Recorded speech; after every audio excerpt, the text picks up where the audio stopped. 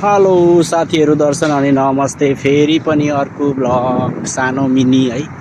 यो चाहिँ झर्कमट्टा भएको कुरा चाहिँ के हो भन्नुहुन्छ होला। यो चाहिँ निम भन्ने कुरा है। निमको पात भन्दैन हामी, यही हो। कस्तो मजाले फुलेको छ क्या, कस्तोसँगले। कति धेरै निमको पात छ क्या यहाँ त, सबै निमको रुखहरू के यस्तो छ साथीहरू होइन। यो चाहिँ मेरो ड्युटी गर्ने ठाउँबाट अलिकति यतापट्टि हो होइन।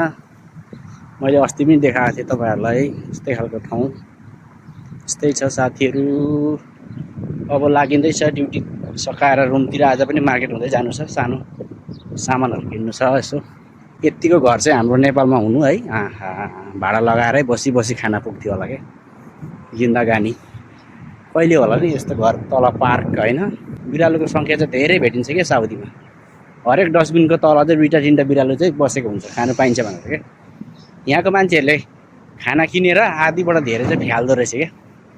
त्यही भएर बिल्लीको सङ्ख्या चाहिँ धेरै भएको, मस्त खान पाइहाल्छ। अनि अस्ति पनि मैले देखाएको थिएँ तपाईँहरूलाई यतातिरको दृश्यहरू चाहिँ होइन। आज पनि हेर्नु सक्नुहुन्छ तपाईँहरूले। यस्तो छ चाहिँ। अब यो बाटो ठाडै म चाहिँ लाग्ने हो। मेरो रुम चाहिँ अलिक पर पर्छ यहाँदेखि। अब यता पर देख्ने मार्केटतिर पस्नु छ, यसो सौदा किनेर जानु पऱ्यो नि हौ। के गर्नु, पकाएर खानु पऱ्यो, भोकै सुत्नु सकिँदैन होइन। नाडी फार्मेसी हो, एकदमै फेमस साउदीको फार्मेसी हो यो चाहिँ।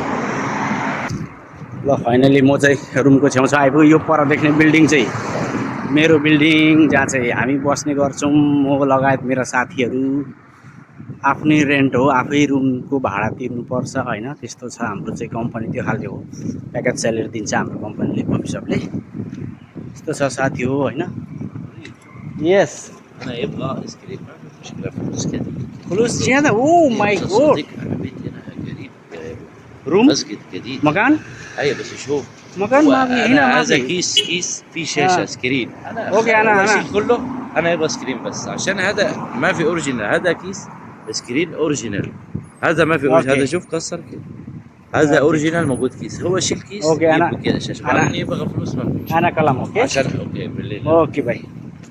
ऊ चाहिँ हाम्रो कफी सपमा आएर कफीहरू खाइबस्छ। अनि अहिले एउटा प्लास्टिक बिर्सेको रहेछ, त्यो चाहिँ मलाई जसरी पनि दिलाइदिए। मेरो आइफोनको कभर छ त्यसमा भनेर भन्दैछ। अनि हुन्छ भन्दै मैले होइन। अब म चाहिँ आइपुगिसकेँ रुमभित्र।